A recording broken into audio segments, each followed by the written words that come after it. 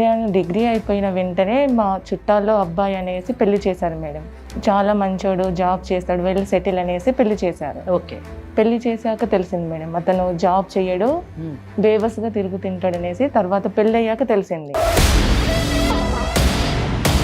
Torture చేసేవాడు, కొట్టేవాడు madam, మాటలతోనే చిత్ర హింసలు పెట్టేవాడు మేడం. ఆ టార్చర్ భరించలేక నేను చచ్చిపోవాలనేసి అనుకున్నాను మేడం.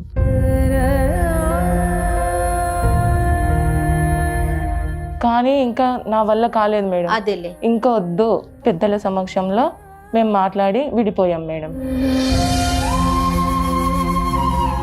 ఇంకా నాకు ఏ బంధం వద్దు అనుకొని నేను మళ్ళీ ఆ సిచ్యువేషన్ నుంచి బయటపడి హైదరాబాద్ వచ్చాను మేడం. కోర్సు చేస్తూ నాకు లక్కీగా సాఫ్ట్వేర్ జాబ్ వచ్చింది మేడం. సంతోషం. ఇది జాబ్ చేస్తున్నప్పుడు అసలు అక్కడే ప్రాబ్లం మొదలైంది మేడం. అక్కడే ప్రాబ్లం అయిందమ్మా. నేను జాబ్ చేస్తున్న సమయంలో నాకు పెళ్లి కాలేదు అనుకొని ఒక అబ్బాయి నేను నిన్ను ప్రేమిస్తున్నాను, నేను నిన్ను పెళ్లి చేసుకోవాలనుకుంటున్నాను అనేసి చెప్పాడు మేడం. ఓకే. అతను నాకన్నా 5 years చిన్న మేడం. నీకు పెళ్ళైనా నీ పిల్లల్ని నా పిల్లల్లాగా చూసుకుంటాను. బాగుంది. తర్వాత 1 year హ్యాపీగానే ఉన్నాం మేడం. వాళ్ళ ఇంట్లో వాళ్ళు ఒకరోజు సడన్గా కాల్ చేశారు మేడం. కాల్ చేసి రమ్మన్నారు ఇంటికి. 1 month వరకు ఆయన అడ్రస్ లేదు మేడం. అసలు నా కాల్ లిఫ్ట్ చేసేవాడు కాదు. అసలు నా గురించి అసలు కొంచెం కూడా పట్టించుకోలేదు మేడం. వదిలేసి వెళ్ళిపోయిండు. నా ఫోన్ కూడా ఆన్సర్ చేయలేదు మేడం.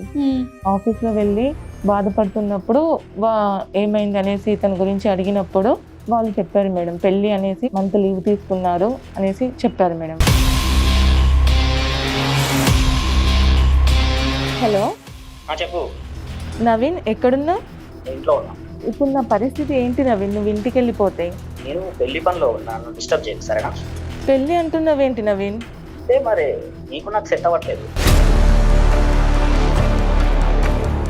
నీకు నాకు చాలా ఏజ్ డిఫరెన్స్.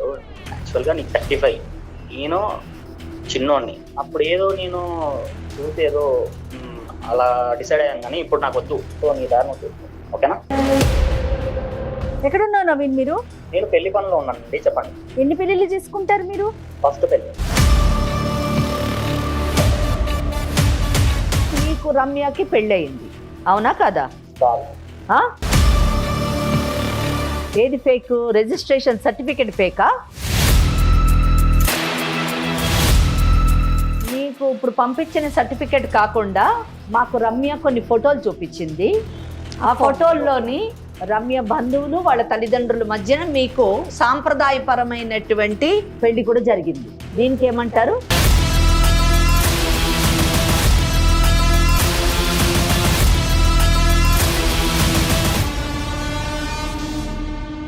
కాళ్లలో నొప్పి, నరాల వాపు వంటి లక్షణాలతో బాధపడుతున్నారా? వెరికోస్ వెయిన్స్ లో అత్యాధునిక చికిత్స Avis vascular centre. Avis hospital సమర్పించు లీగల్ అడ్వైస్ కార్యక్రమానికి స్వాగతం. నాతో పాటు అడ్వకేట్ వెంకటేశ్వరి గారు ఉన్నారు. నమస్తే అమ్మా. అమ్మ, సాధారణంగా ఎవరైనా సరే జీవితంలో ఒక్కసారి మోసపోతారు. కానీ మన దగ్గరికి ఒక అమ్మాయి వచ్చిందమ్మా, తన జీవితంలో 2 సార్లు మోసపోయి ఇంకా అసలు నాకు ఈ జీవితమే వద్దు, నా వల్ల కావట్లేదు, నేను ఇంతటితో ఆగిపోదాం అనుకుంటున్నాను, తనువు ఛాలెంజ్ చేయాలనుకుంటున్నాను అన్నట్లుగా వచ్చి నన్ను కలిసింది. అట్లా కాదమ్మా, ఒకసారి మాట్లాడదాము, మేడం ఉన్నారు, నీకు తగిన సలహాలు సూచనలు ఇస్తారు, నువ్వు ఎలా ముందుకు వెళ్ళాలో చెప్తారు అనేసి నేను చెప్పాను. చదువుకొని అంటే మన ముందు తరం ఆ ముందు తరాలను చూస్తే వాళ్ళకి చదువు తక్కువ ఉంటుంది, కానీ ఆత్మస్థైర్యం ఎక్కువ ఉంటుంది, చాలా ఎక్కువ. ఇప్పుడు అమ్మాయిల్లోని చదువు ఉంటుంది, సంపాదన ఉంటుంది, కానీ ఆత్మస్థైర్యం తక్కువ ఉంటుంది. అంతేకాకుండా సమాజంలో వచ్చినటువంటి సమస్యల్ని ఎదుర్కోవడానికి భయపడిపోతున్నారు. అమ్మాయిలు ముఖ్యంగా సమాజంలో వచ్చేటటువంటి సమస్యల్ని, అలాగే తమ జీవితంలో తలెత్తేటటువంటి సమస్యల్ని ఎదుర్కొనే స్థాయికి ఎదిగినప్పుడే నిజానికి రియల్ ఎంపవర్మెంట్, మహిళా సాధికారత అదేనేమని నేను అనుకుంటూ ఉంటాను. 100% true. It's golden words. Right, మరి అమ్మాయితో ఒకసారి మాట్లాడదాం. నమస్తే అమ్మా, నీ పేరేంటి? నమస్తే. నా పేరు Ramya madam. Okay, advocate Venkateswari అమ్మ. నమస్తే మేడం. నేను ప్రాపర్ ఖమ్మం మేడం. 15 years అవుతుంది మేడం నా మ్యారేజ్ అయ్యి. ఓకే. 2 పిల్లలు మేడం, ఒక బాబు ఒక పాప. నేను డిగ్రీ అయిపోయిన వెంటనే మా చుట్టాల్లో అబ్బాయి అనేసి పెళ్లి చేశారు madam. Arranged marriage. Arrange marriage. Very good. చాలా మంచోడు, జాబ్ చేస్తాడు, వెళ్ళి సెటిల్ అనేసి పెళ్లి చేశారు. ఓకే. పెళ్లి చేశాక తెలిసింది మేడం, అతను జాబ్ చేయడు, ఉమ్. బేవస్గా తిరుగుతుంటాడు అనేసి. తర్వాత పెళ్లి అయ్యాక తెలిసింది. అంటే ఎందుకు జాబ్ చేయట్లేదు అంటే అదొక లక్షణమా అతనిలో ఉన్నటువంటిదా, లేకపోతే జాబ్ దొరక్క, లేకపోతే ఆయన వాట్ ఈస్ ద రీజన్ అతను జాబ్ చేయకపోవడానికి కారణం ఏంటి? అతనికి ఇష్టం లేదు మేడం జాబ్ Okay. చేయడం. ఎందుకంటే జయ మీరు చూడండి, మనిషికి చాలా అవలక్షణాలు ఉంటాయి. అమ్మా ఏ లక్షణమైన అవలక్షణమైన భరించవచ్చు, ఒక తాగుబోతున్న భరించవచ్చు, ఇంకేమన్నా భరించవచ్చు, కానీ మనిషిలో బద్ధకం అన్నది ఉండి అమ్మో. బాధ్యత లేకపోవడం అన్నది చాలా అన్నిటికంటే పెద్ద వ్యసనం అండి. అంటే అమ్మాయి ఒక వర్డ్ యూజ్ చేసింది, బేవస్తుగా తిరుగుతూ ఉంటాడని. అలా తిరగడం అన్నిటికంటే పెద్ద వ్యసనం అన్నది నా ఉద్దేశం. కరెక్ట్ అమ్మా, కరెక్ట్, రైట్ మా చెప్పుమా. కానీ పెళ్ళైన తర్వాత ఇంకేం చేయలేను కదా మేడం, అందుకని భరించాను మేడం. మారుతాడేమో అనేసి భరించాను. ఇంట్లో పనులు కూడా చేసేవాడు, అంటే సంపాదించేవాడు కాదు మేడం. మరి ఎట్లా మీకు పోషణ ఎట్లా? తర్వాత నేను కొద్ది రోజులకు నేనే స్కూల్లో చెప్పడానికి వెళ్ళాను మేడం. 5,000కి శాలరీ మేడం, నేనే చెప్పడానికి వెళ్ళాను. అవి కూడా లాగుకునేవాడు మేడం నా దగ్గర నుంచి. ఇల్లు గడవడానికి నాకు కష్టం అయ్యేది మేడం. అయినా కానీ మారుతాడు అనేసి అనుకునేదాన్ని మేడం. కానీ మారకుండా ఇంకా ఎక్కువ అయ్యేది మేడం. టార్చర్ చేసేవాడు, కొట్టేవాడు మేడం, మాటలతోనే చిత్రహింసలు పెట్టేవాడు మేడం. ఆ టార్చర్ భరించలేక నేను చచ్చిపోవాలనేసి అనుకున్నాను మేడం.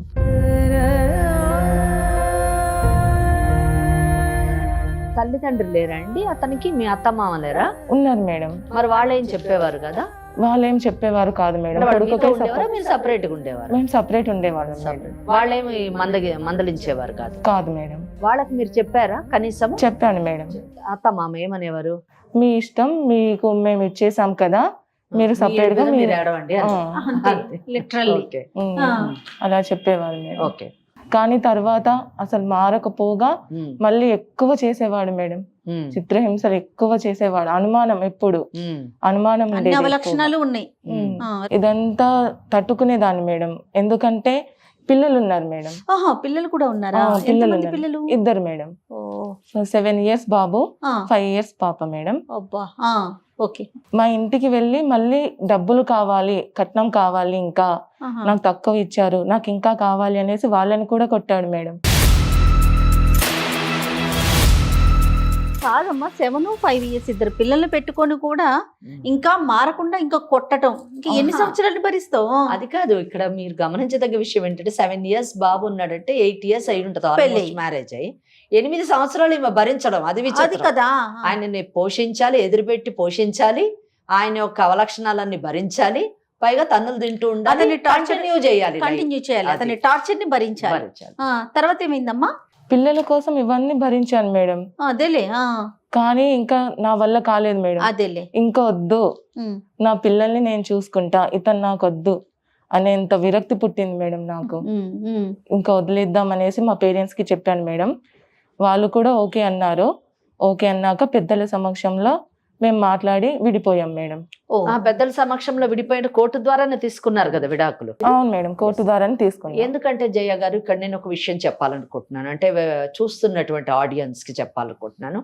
చాలా మంది పల్లెటూర్లలో కానీ ఈవెన్ సిటీలో కూడానండి, మా పెద్దలు కూర్చొని విడాకులు ఇచ్చారండి అని ఏదో వాళ్ళు రాసుకున్న పత్రం తీసుకొని వస్తారు, లేదా పోలీస్ స్టేషన్ లో విడాకులు తీసుకున్నామండి అని వస్తుంటారు, లేదా కుల పెద్దలు లేదా గ్రామ పెద్దల మధ్యన విడాకులు తీసుకున్నామండి అని వస్తుంటారు.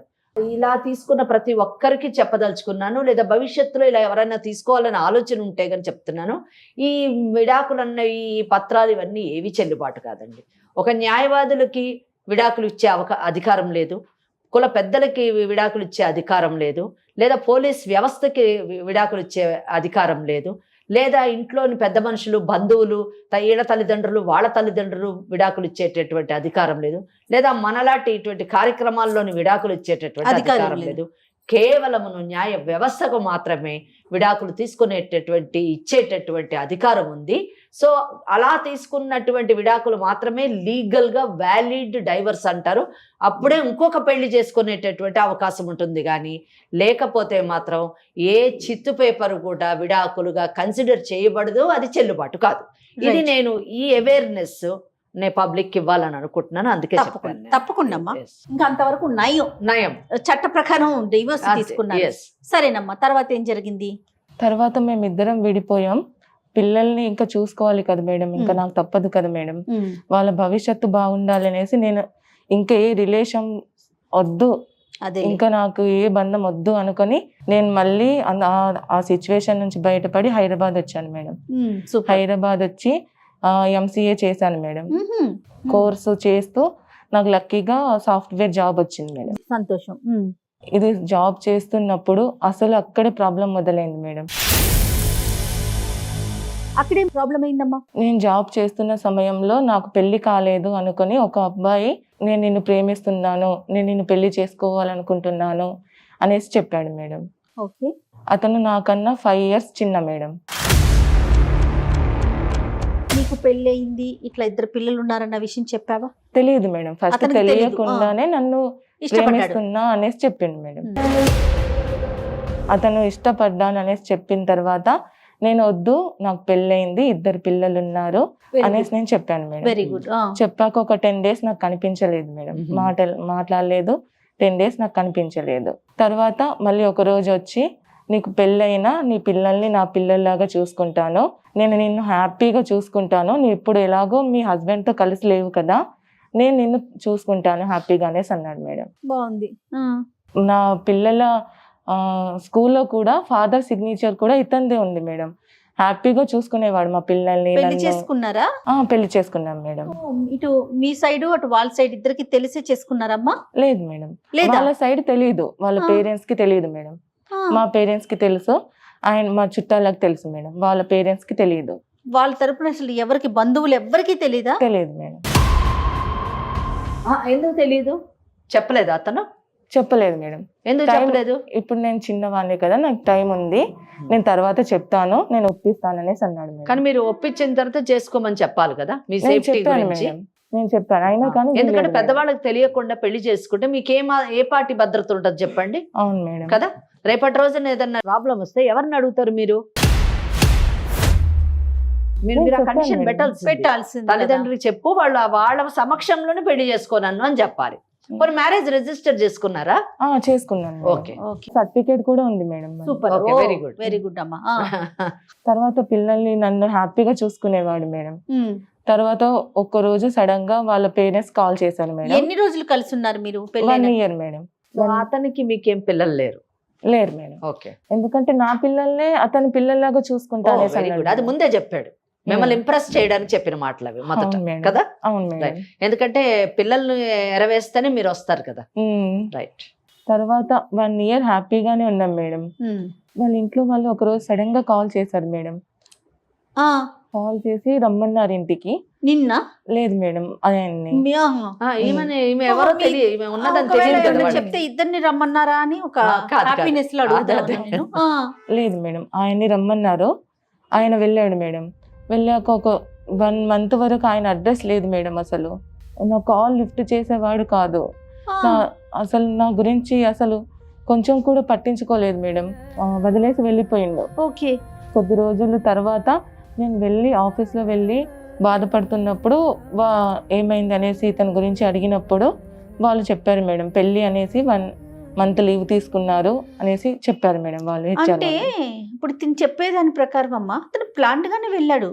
ప్లాంట్ ఏముంది, వాళ్ళ ఇంట్లో పెళ్లి కుదిరింది, పెళ్లికి వెళ్ళాడు. ఆయనకు అన్ని తెలుసు, ఈమెకు తెలియదు, ఈమెను ఫూల్ చేశాడు అంతే. సింపుల్ థింగ్ అండి. అమ్మాయిలు ఎదుట వాళ్ళు మాట్లాడే విధానం బట్టి వాళ్ళు నమ్మిస్తున్నారా, మోసం చేస్తున్నారా, లేదా వీళ్ళు నమ్మకస్తులా కాదా అని తెలుసుకునేటటువంటి మెచ్యూరిటీ లెవెల్స్ కూడా వాళ్ళకి రావాలి. ఎందుకంటే ఇక్కడ మీరే చూడండి, కేసు ప్రజెంట్ చేసేటప్పుడు నాకు అర్థమైపోయింది నిజం చెప్పాలంటే. అందుకే నేను ఇందాక అన్నాను, పిల్లల్ని ఎర చూపిస్తేనే కానీ నువ్వు పడవు కదమ్మా అని అన్నాను. మరి దానికి కారణం ఏంటంటే ఆ అబ్బాయి ఏమో చదువుకున్నవాడు, సాఫ్ట్వేర్ ఉద్యోగం చేస్తున్నవాడు, తినకంటే 5 సంవత్సరాలు చిన్నవాడు, ఒక కుటుంబం ఉంది, పెళ్లి చేసేటటువంటి అవకాశం ఉంది, పెళ్లి కుదిరేటటువంటి అవకాశం ఉంది. ఇటువంటి పరిస్థితుల్లో 2 పిల్లలు ఉన్నటువంటి ఒక మహిళని పెళ్లి చేసుకోవాల్సిన అవసరం ఇతనికి లేదు. ఫస్ట్ బిగినింగ్ లో కూడా ఈమె పరిచయం అయినప్పుడు ఈమెకి పెళ్ళైన విషయం తెలియదు అని చెప్పేసి ఈమె అనుకుంది, కానీ ఆయనకు అన్ని తెలుసు. అంతే, పెళ్ళయింది తెలుసు, పిల్లలు ఉన్నారని తెలుసు, అన్ని తెలుసు. ఓన్లీ ట్రాప్ చేయాలనుకున్నాడు, చేశాడు. అంటే ఉట్టిగా పెళ్లి చేసుకుంటాను ఇలా అని చెప్తే పడిపోయే రకం కాదు అని లొంగే రకం కాదు అని తెలుసుకొని పెళ్లి అనేటటువంటి ఒక సెంటిమెంట్ తో కట్టి ఆమెని ఫూల్ని చేయాలనుకున్నాడు. నీ పిల్లల్ని నేను చూసుకుంటానని మళ్ళీ ఒక పెద్ద ఇది చేయడం.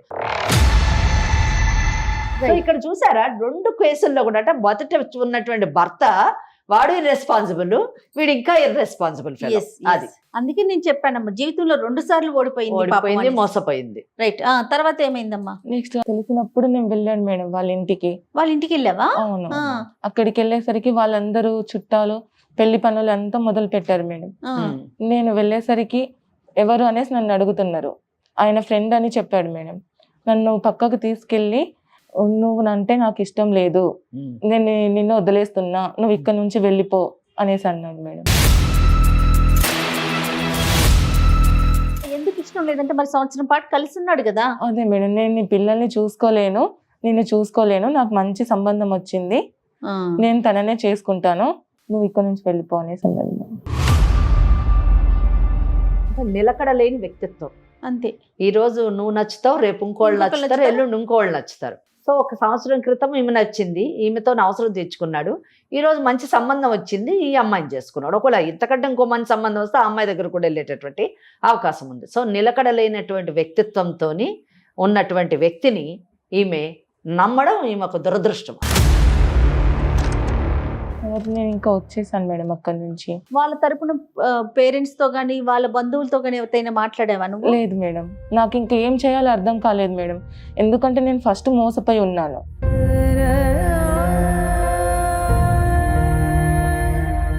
మరి ఇంట్లో మీ పేరెంట్స్ కి చెప్పావమ్మా? చెప్పలేదు మేడం, ఎందుకంటే మళ్ళీ ఇప్పుడు కూడా ఈ సిచ్యువేషన్ తెలిస్తే వాళ్ళు ఏమైపోతారనేసి భయపడి నేను చెప్పలేదు. నన్ను ఏం చేయమంటారు మేడం ఇప్పుడు? అంటే మీకేం కావాలి అన్నది మొదట మీరు నిర్ణయం తీసుకుంటే దాని ప్రకారము తప్పకుండా చట్టాన్ని ఆశ్రయించవచ్చు. మీరు ఏం కావాలనుకుంటున్నారు? అటువంటి వ్యక్తితో మీరు కొనసాగాలనుకుంటున్నారా? ఇలాంటి మోసగాడితో నీ జీవితానికి ఎప్పుడు భద్రత ఉండదు. మీ పిల్లల్ని అయితే ఏ విధంగా అతను చూసుకోడండి 100% కదా. అయినా కానీ ఇప్పుడు అబ్బాయి పెళ్లి అయిపోయిందా? కాలేదు మేడం, ఇంకా పెళ్లి పనులు అవుతూ ఉన్నాయి. ఓకే, మరి మీకేం కావాలనుకుంటున్నారు? నాకు ఆయన కావాలి మేడం. ఓకే, ఆయన కావాలి. ఎందుకంటే నా పిల్లలు ఉన్నారు కదా మేడం. ఫస్ట్ నేను మోసపోయాను, మళ్ళీ వీళ్ళకి నేను చెప్పుకోవాలి కదా మేడం. అంటే మీకు నమ్మకం ఉందా? ఓకే, కావాలన్నారు, చాలా బాగుంది, పెళ్లి చేసుకున్నారు కాబట్టి నా భర్త నాకు కావాలి అనడంలో తప్పలేదు, అది మీ హక్కు. కానీ ఇటువంటి వ్యక్తి, మోసం చేసేటటువంటి వ్యక్తి, నమ్మడానికి వీలు లేనటువంటి వ్యక్తి, నిలకడత్వం లేనటువంటి వ్యక్తి, ఏమాత్రము మీ బిడ్డల బాధ్యత తీసుకోవడానికి అంగీకరించినటువంటి వ్యక్తి, అంటే వివాహమే మోసం మీద నడిచింది, ప్రారంభమైంది. అటువంటి వ్యక్తి తోని భవిష్యత్తు బాగుంటుందని మీకు నమ్మకం ఉందా? నమ్మకం ఉందా? ఆ వ్యక్తి మిమ్మల్ని జీవితాంతం జాగ్రత్తగా చూసుకుంటాడు, మీ పిల్లల్ని జాగ్రత్తగా చూసుకుంటాడు అని నమ్మకం మీకుందా? అంటే తను ఏం చెయ్యాలో తెలియని పరిస్థితి అమ్మా. తను నమ్మాలో నమ్మకూడదో కూడా పాపం తనకు అర్థం కావట్లేదు. కరెక్టే, కానీ ఒకటి చూడండి జయ గారు, ప్రతి బంధాన్ని పటిష్టం చేయాలి అనేటటువంటి ఆలోచన చాలా మంచి ఆలోచన. కానీ బంధం, మనుషులు లేదా ఆ రిలేషన్షిప్ బంధం పటిష్టం కావచ్చు, కానీ మనసులోని ప్రేమ బాధ్యతని ఎవరైనా పెంచగలరా? అసలు అటువంటి చట్టాలు ఉన్నాయా? అటువంటి యంత్రాలు ఏమన్నా ఉన్నాయా అన్నది మనం ఆలోచించదగిన. ఎందుకంటే ఈ కేసులోని దురదృష్టకరం ఏంటంటే, అంటే ప్రతి కేసులో కూడా నిర్లక్ష్యం చేసేటటువంటి ప్రతి భర్త కానివ్వండి, భార్య కానివ్వండి, బాధ్యతారాహిత్యంగా ప్రవర్తించడాన్ని సరిదిద్దడానికి కౌన్సిలింగ్ కానివ్వండి, లేదా నయానో భయానో చట్టం ద్వారానో మనం సరిదిద్దుతూ ఉంటాం. కానీ మనిషి పట్ల మనిషికి బాధ్యత కానివ్వండి, మనిషి పట్ల మనిషికి ప్రేమాపేక్షలు పెంచడం కానివ్వండి జరుగుతాయా అన్నది ఆలోచించినప్పుడు అది చాలా రేరెస్ట్ కేసు అనే చెప్పాలి. కానీ 100% జరుగుతుంది అని చెప్పడానికి లేదు. నేను ఇక్కడ ఈ కేసులో ఎందుకు ఇంత డిఫరెంట్గా అంటే, సాధారణంగా ఎప్పుడైనా ఎవరైనా కలపాలి అంటే ఫస్ట్ నేనే కలపాలి అని అంటాను. కానీ ఈ కేసులో చూసారా, ఇక్కడ పెళ్లి ఒక మోసం అండి. పెళ్లి ఇష్టంతో చేసుకున్నది కాదు. ఈ అమ్మాయి ఫ్రెష్ కేసు అయితే ప్రేమించాడు, వెనకబడ్డాడు, పెళ్లి చేసుకున్నాడు అంటే ఒక అర్థం ఉంది. పెళ్ళయి 2 పిల్లలు ఉన్నటువంటి తల్లిని, తనకంటే 5 ఏళ్ళు పెద్దామని ప్రేమించాడు, పెళ్లి చేసుకున్నాడు అంటే అది ఏ విధాన నమ్మశక్యం కానటువంటి విషయం. అది కేవలం మోసం మాత్రమే, అవసరం తీర్చుకోవడానికి చేసిన చర్య మాత్రమే.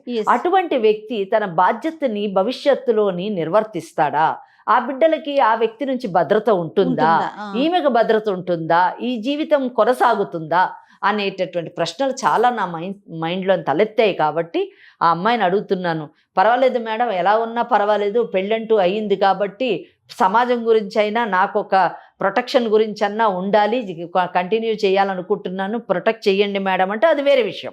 లేదు మేడం, ఇటువంటి వ్యక్తితో నేను ఉన్నా ఒకటే లేకున్నా ఒకటే, నా బిడ్డల్ని నేను పెంచుకొని నేను ముందుకు సాగుతాను. ఎందుకంటే ఆమె ఫస్ట్ మ్యారేజ్ బ్రేక్ అయినప్పుడే నాకు అసలు ఈ పెళ్లి ఈ జీవితం వద్దని విరక్తి చెందాను మేడం అని చెప్పి. అవునవును. ఇప్పుడు సెకండ్ టైం కూడా ఇలా జరిగినప్పుడు డెఫినెట్లీ అదే ఆలోచన ఆమెకు కలిగి ఉండొచ్చు.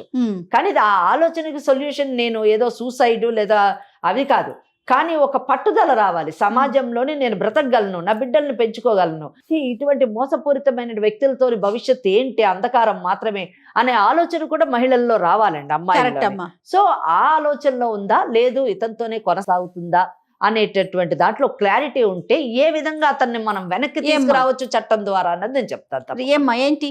నా పిల్లల కోసమైనా నేను కలిసి ఉండాలి మేడం. చాలా సంతోషం అండి, ఈమె మంచి నిర్ణయం తీసుకుంది జయ గారు. ఎందుకంటే పిల్లల గురించి నాకు ఆయన కావాలి అని అడిగింది. ఎందుకంటే తండ్రి లేనటువంటి బిడ్డలు ఎటువంటి మానసిక క్షోభకి లోనవుతారు, సమాజంలో వారు ఎన్ని అవమానాలను పొందుతారు అన్న విషయాన్ని ఆమె గమనించడం చాలా గొప్ప విషయమే. రెండోది, భర్త లేకపోతే సమాజంలోని ఆమె ఎటువంటి అగచాట్లు పడాల్సి వస్తుంది, ఎటువంటి అవమానాలకు లోను కావాల్సి వస్తుంది అన్న విషయాన్ని కూడా ఆమె గుర్తించింది. ఈ రెండింటిని దృష్టిలో పెట్టుకొని భర్త కావాలని కోరుకుంటుంది. కాబట్టి మీరు ఒక్కసారి అతనితో మాట్లాడండి.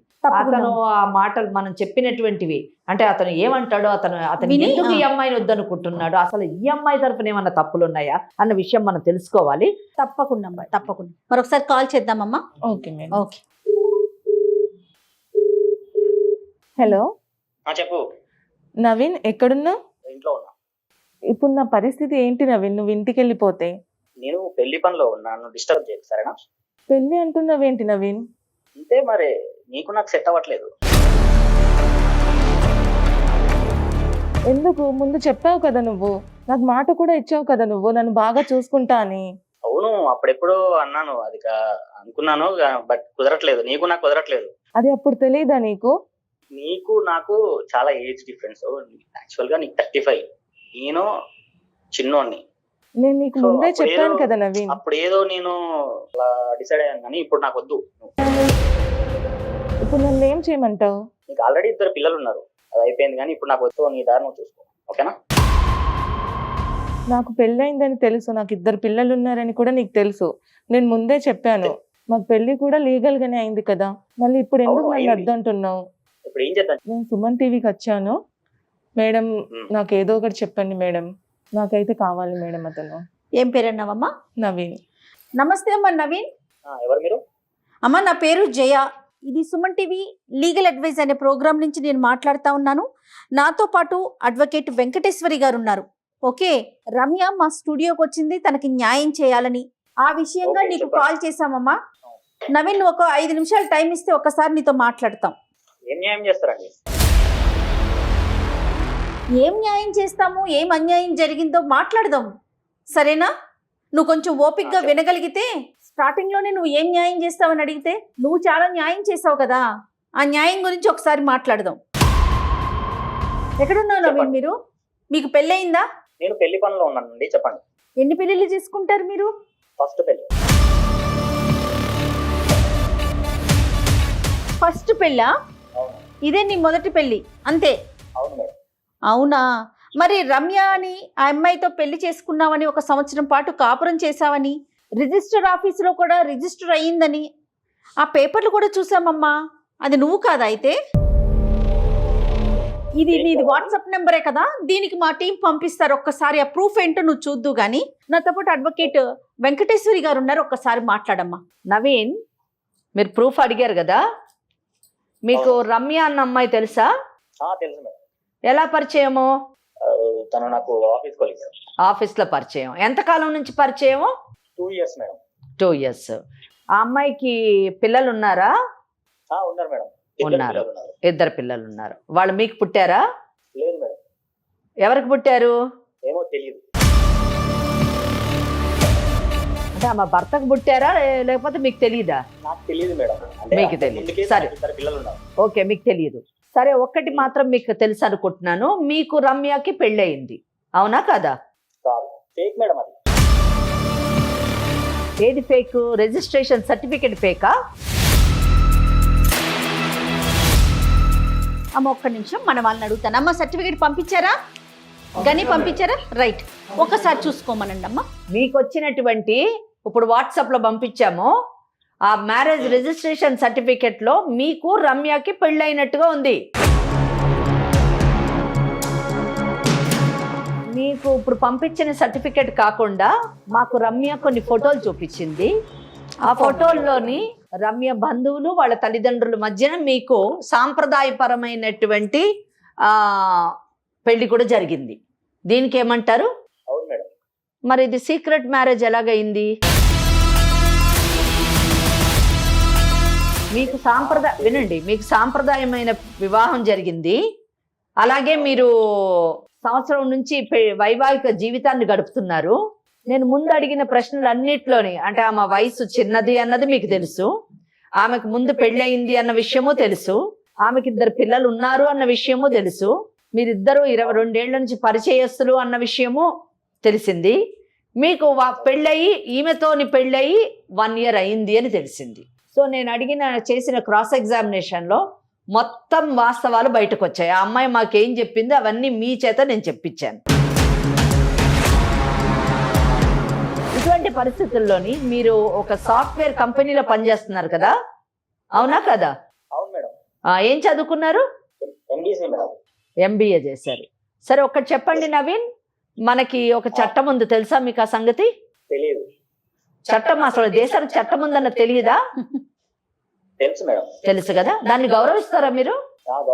సో మనకున్నటువంటి చట్టం ప్రకారము ఒక పెళ్లి అయిన తర్వాత ఆ పెళ్లి రద్దు కాకుండా ఆ భార్య బ్రతికుండగా ఇంకొక వివాహం చేసుకోకూడదు. అలా చేసుకున్నటువంటి వ్యక్తికి 8 నుంచి 10 ఏళ్ల మటుకు శిక్ష పడుతుంది. అది ఫస్ట్ థింగ్. కనుక మీరు మీ రమ్యతోని చేసుకున్నటువంటి వివాహం ఇంకా పరిగణలో ఉండగా ఇంకొక వివాహం చేసుకొని ఒక క్రిమినల్ కేసులో పడి మీ ఉద్యోగాన్ని పోగొట్టుకొని మీ యొక్క జీవితాన్ని పోగొట్టుకోవాలనేటటువంటి నిర్ణయం తీసుకుంటారా, లేదా చేసుకున్నటువంటి వివాహాన్ని గౌరవించి రమ్యతోని మీ యొక్క వైవాహిక జీవితాన్ని గడుపుతారా అన్న నిర్ణయం మీరు తీసుకోవాలి. ఇది ఫస్ట్ థింగ్. రెండోది, రమ్య చట్టం కంప్లీట్గా ఆమెకు సపోర్టివ్గా ఉంది ఈ కేసులో. ఎందుకంటే ఆమె ఈరోజు మీరు పెడుతున్నటువంటి మానసిక శోభకి లోనయ్యి ఆమె మీ పైన గృహహింసా చట్టాన్ని ఇన్వోక్ చేసి సెక్షన్ 12 ఆఫ్ DVC యాక్ట్ ప్రకారము 12 నుంచి ఆమె మీ ఇంటికి అంటే మీ అమ్మ నాన్న అంటే వాళ్ళ అత్తగారు మామగారు ఉన్నటువంటి ఇంటికి వచ్చి ఆమె రెసిడెన్షియల్ ఆర్డర్ తీసుకొని వచ్చి ఆ ఇంట్లో ఉండొచ్చు. రెండోది, ఒకవేళ మీరు ఆమెను కొట్టి తిట్టి బయటకు పంపిస్తాము అనేటటువంటి ఆలోచన వెంటనే వస్తే అది కూడా రావడానికి వీలు లేదు అని చెప్పడానికి ఆమె ప్రొటెక్షన్ ఆర్డర్ తీసుకోవచ్చు. మూడవది, ఆమె మేము తిండి పెట్టము, ఆమె తిండి లేకపోతే ఇంకేం చేస్తుంది, ఇంట్లోంచి బయటకు వెళ్ళిపోతుంది అనే ఆలోచనలో కానీ మీరుంటే అది కూడా జరగదు అని చెప్పడానికి ఆమె భరణాన్ని క్లెయిమ్ చేయొచ్చు. ఇంకా ఇంకొక అడుగు ముందుకేసి ఆమె యొక్క పరువు తీస్తాము, ఆమెను మెడబెట్టి బయటకు గెంటుతాము, 10 మందిలో ఆమెను అవమానిస్తాము, లేదా వాళ్ళ తల్లిదండ్రులను అటాక్ చేస్తాము అనేటువంటి పిచ్చి ఆలోచనలు కానీ ఏమన్నా చేస్తే దానికి గాను ఆమె మీ దగ్గర నుంచి డ్యామేజెస్ క్లెయిమ్ చేయొచ్చు. ఇలాగా ఇన్ని విధాల ఇన్ని కేసులు మిమ్మల్ని చుట్టుముట్టితే ఎటు చూసినా కానీ మీకు కానీ మీ తల్లిదండ్రులకు కానీ అన్నదమ్ములకు కానీ అక్క చెల్లెళ్ళకి కానీ ఎవరన్నా కానివ్వండి అసలు ఇక భవిష్యత్ అంటూ ఉండదు. జీవితం అంతా అంధకారం, జీవితం అంతా కోట్ల చుట్టూ తిరుగుతూ ఆ ఇచ్చేటటువంటి వాళ్ళు అంటే మీకు ఇప్పుడు ఎవరో పెళ్లి సంబంధం కుదిరిందన్నారు కదా, వాళ్ళకి మీకు పెళ్ళయి భార్య ఉందన్న సంగతి తెలిసి ఉండకపోవచ్చు. ఇప్పుడు మేము మీ రిజిస్ట్రేషన్ సర్టిఫికేట్ని మీకు మీ పెళ్లి ఫోటోగ్రాఫర్ని అన్నీ వాళ్ళకి పంపిస్తాం. అవి చూసిన తర్వాత కూడా వాళ్ళ అమ్మాయిని మీకు ఇచ్చి పెళ్లి చేశారంటే వాళ్ళకంటే మూర్ఖులు లేరు, వాళ్ళు వాళ్ళ అమ్మాయి యొక్క గొంతు కోయడానికి సిద్ధమయ్యారు అని అర్థం చేసుకోవాలి మనం. కనుక మీకు ఏ విధంగా కూడా పెళ్ళి అయ్యేటటువంటి అవకాశం లేదు. మీకు పెళ్లి అయ్యింది, ఈయన వేరే పెళ్లి చేసుకోవడానికి ప్రయత్నిస్తున్నాడు అని ఆమెకు పబ్లిక్ నోటీస్ కూడా ఇచ్చేటటువంటి అవకాశం ఉంది. కనుక పిచ్చి వేషాలు వేయకుండా ఒక చదువుకున్నటువంటి వ్యక్తిగా, ఒక యంగ్స్టర్గా వైవాహిక జీవితాన్ని గడపడానికి సిద్ధమయ్యి వివాహ బంధానికి విలువనివ్వండి, మన చట్టాన్ని గౌరవించండి. లేని పక్షంలోని చాలా మీ జీవితం అస్తవ్యస్తమై అంధకారం అయిపోతుంది. Please try to understand and please drop the idea of getting married again and kindly lead your marital life with Ramya and be happy. Okay, వినిపించిందా నవీన్? నాకు ఇష్టం లేదు తను. ఇష్టం లేకపోతే ఒక పని చెయ్యి. ఇష్టం లేకపోతే నువ్వేం చేయాలనుకుంటున్నావు అది చెయ్యి. ఆమె చేత మేము ఏం చెయ్యాలో అది చేయిస్తాము. ఇప్పుడు చెప్పిన కేసులన్నీ వేయిస్తాము. ఆ తర్వాత నువ్వే వచ్చి నువ్వే నాకు కావాలి, నువ్వే దేవతవని కాళ్ళు పట్టుకుంటాం. కాదు నవీన్, అర్థమైందా? నవీన్ అసలు మీరు ఏం మాట్లాడుతున్నారు? మేడం ఎంత క్లియర్గా చెప్తా ఉన్నారు. నీకు ఎన్ని సెక్షన్లు ఉన్నాయి, ఎన్ని చట్టాలు ఉన్నాయి, ఎటు నుంచి చూసినా కూడా మొత్తం పూర్తిగా ఆ అమ్మాయికి సపోర్టివ్గా ఉన్నాయని చెప్తా ఉన్నా కూడా నాకు ఇష్టం లేదు. అదొకటే మాట. మీకు ఇష్టం లేకుండా ఎందుకున్నారు మరి? ఒక సంవత్సరం పాటు అమ్మాయితో ఎందుకున్నావు? అమ్మాయి పెద్దదని తెలీదా? 2 పిల్లల తల్లి అని తెలీదా? ఏం మాట్లాడుతున్నావు? నీ ఇష్టమే అంతా. మనం ఒక సమాజంలో ఉన్నామమ్మా. ఏమి అడవుల్లో అరణ్యాల్లో లేవు నీ ఇష్టం వచ్చినట్టు నువ్వు బిహేవ్ చేయడానికి. కాదు, ఒక అడ్వకేట్ మేడం నీకు ఇన్ని సెక్షన్లు ఉన్నాయిరా నాయనా, నీకు ఇంత శిక్షలు పడే అవకాశాలు ఉన్నాయి, నీతో పాటు నీ కుటుంబం, నీ భవిష్యత్తు అంతా నాశనం అవుతుందని చెప్పినా మొత్తం విని నాకు ఇష్టం లేదని ఒక 1 wordలో చెప్తున్నావు నువ్వు. ఇష్టం లేదని అలాగే ఉండు. ఫస్ట్ నీ జాబ్ తీయిస్తాము, క్రిమినల్ కేసు వేస్తే ముందు జాబ్ ఊడిపోతుంది. ఆ తర్వాత మీ అమ్మ నాన్న ఎవరెవరు ఉన్నారు అందరు లోపలికి వెళ్తారు, వాళ్ళని చూస్తూ ఆనందిద్దు. నువ్వు పెళ్లి కూడా చేసుకున్నావు, ఇంకో పెళ్లి. ఆ పెళ్లి చేసుకున్న తర్వాత జైల్లో 8 సంవత్సరాలు మీ చేసుకున్న అమ్మాయిని కూడా బెటరు కాపురం చేయడానికి. అర్థమైందా? నువ్వు ఒక్కడమే ఉంటావు జైల్లో. పిచ్చి మాట మాట్లాడద్దు, తెలివిగా ఆలోచించడానికి ట్రై చేయి. మూర్ఖంగా పిచ్చి పిచ్చిగా మాట్లాడద్దు. చదువుకున్నవాడివి. నాకు కొంచెం టైం ఇవ్వండి మేడం. ఇలా అన్నావు బాగుంది. టైం ఇచ్చేదే ఉంది. నీకు టైం ఇచ్చినా 10 ఏళ్ళు టైం ఇచ్చినా 10 రోజులు టైం ఇచ్చినా నీకు వేరే ఆప్షన్ లేదు. ఇది ఒకటే ఆప్షన్ అంతే. అర్థమైందా? ప్రతి ఒక్కరికి నీ లైఫ్ ని 2 ఆప్షన్స్. నీకు లైఫ్ ని నాశనం చేసుకుంటావా భవిష్యత్తుని, లేదా చక్కగా హ్యాపీగా ఉంటావా? ఈ రెండిట్లో సెలెక్ట్ చేసుకోవడానికి పెద్ద టైం అక్కర్లేదు. అర్థమైందా? నువ్వు ఫస్ట్ మమ్మల్ని అప్రోచ్ కా అమ్మా, మా దగ్గరికి రా. ఇంకొక విషయం అమ్మా, వాళ్ళ పేరెంట్స్ ని ఒప్పించుకోవాల్సిన బాధ్యత కూడా అబ్బాయిదే ఉంది. మనకెవరికి లేదు, అమ్మాయికి లేదు, మనకి లేదు. ఏమంటారమ్మా? అంతే. ఎందుకంటే మిస్టేక్ చేసింది. ఒకటి గుర్తుపెట్టుకో నవీన్, రమ్యకి ఏం ఫరక్ పడదు. ఆల్రెడీ ఒక భర్తకు విడాకులు ఇచ్చింది. నిన్ను కూడా గెట్ లాస్ట్ అనొచ్చు, కానీ నిన్ను మాత్రం ఉట్టికి గెట్ లాస్ట్ అనదు. అన్ని నేను చెప్పిన కేసులు అన్ని వేయించి నీకు బుద్ధి చెప్పి మరీ గెట్ లాస్ట్ అంటది. కనుక అనవసరంగా మిమ్మల్ని కలుస్తా మేడం. నేను కలవండి, కలిసి సెటిల్ చేసుకోండి. ఓకేనా? మిమ్మల్ని ఏం బెదిరించాలన్నది మా ఉద్దేశం కాదు. ఉన్న చట్టాన్ని మీకు చెప్పాము, మీరు బాగుండాలన్నదే మా కోరిక. ఓకేనా అమ్మ? ఈ సందర్భంగా నేను కూడా ఇంకొక విషయం చెప్తున్నానమ్మా, ప్రేక్షకులందరికీ తెలియాలని కూడా. 1 సైడెడే వింటున్నారా వీళ్ళు? రమ్య అంటే ఎవరో ఒక బాధితురాలు వచ్చి మాట్లాడేస్తే అయిపోతుందా అనుకుంటున్నారేమో. మన టీం అంతా కూడా ప్రాపర్గా, ఎవరైనా మన దగ్గరికి వాళ్ళ సమస్య ఉందని వచ్చినప్పుడు ప్రాపర్గా ఎంక్వైరీ చేసి, ఇప్పుడు మీకు ఆ రిజిస్ట్రేషన్ ఫామ్ మీకు చూపించాను. అమ్మాయి పెళ్లి అమ్మాయి పెళ్లి ఫోటోలు మీరు చూసారు ఒక అడ్వకేట్ గా. అవన్నీ తీసుకున్న తర్వాతే మనం అదర్ సైడ్ క్లయింట్ తో మాట్లాడుతున్నామమ్మా.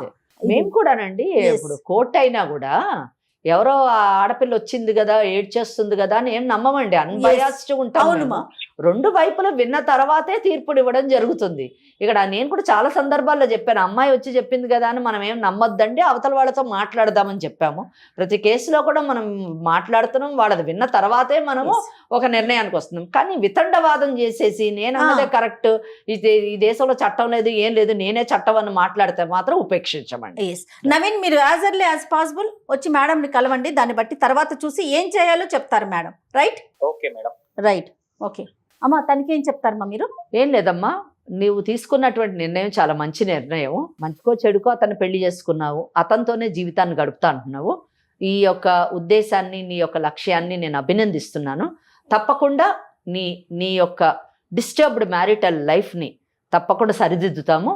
అతన్ని రమ్మన్నాం కదా, మా దగ్గరికి వచ్చిన తర్వాత మంచి కౌన్సిలింగ్ ఇచ్చి అతనికి చట్టం ఏంటో చెప్పి తను తీసుకునేటటువంటి నిర్ణయం మీ ఇద్దరు భవిష్యత్తు బాగుండేటట్టు మీ పిల్లలతో పాటు అలాగే చూస్తాము. తన భవిష్యత్తు పాడు చేసుకోవద్దని అతనికి నచ్చజెప్తాము.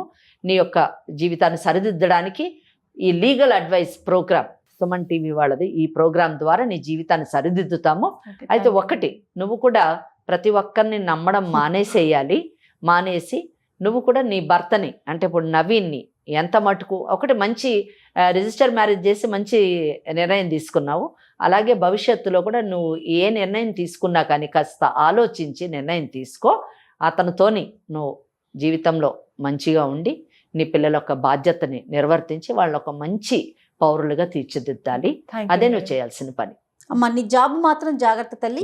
ఈ పనుల్లో పడి నీ జాబ్ని నెగ్లెక్ట్ చేయకు, అదే నీకు అస్త్రం. సరేనా? ఓకే అమ్మా, నమస్తే అమ్మా. థ్యాంక్ యూ సో మచ్ అమ్మా, నమస్తే. కాళ్లలో నొప్పి, నరాల వాపు వంటి లక్షణాలతో బాధపడుతున్నారా? వెరికోస్ వెయిన్స్ లో అత్యాధునిక చికిత్స ఏవిస్ వాస్కులర్ సెంటర్.